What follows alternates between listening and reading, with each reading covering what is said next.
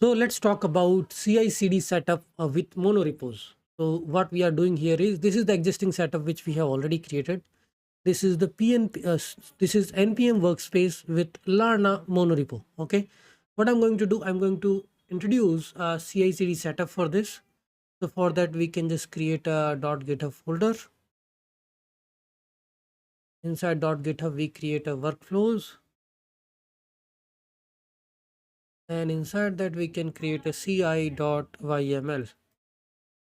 And I will set up a very basic thing here. This branch is, let's say, develop. So it is doing a checkout, setting up the Node.js version, which is, let's say, 20. Cache with npm install, npx Lerna bootstrap, npx Lerna run test. Okay, let's do these things first locally. Npm install. I think bootstrap command is not there. We can just use the npm install only. We don't need to bootstrap. We just remove this. Npx Lerna run test. Okay, there is no test command, so let's try with build. I mean, I don't know like what npm script we have. Otherwise, we will just put them packages, package JSON test.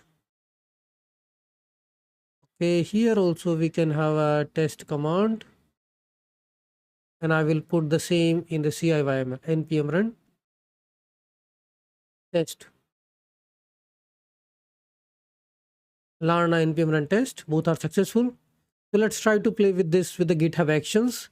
I mean, you can have a number of packages. This can be as complex as you need. Different steps like build, test, publish. First of all, this is very basic CI setup where we are just doing npm install, npm run build, npm run test. I will just add this remote repository. Git status, git add, git commit -m, init, git push, horizon develop.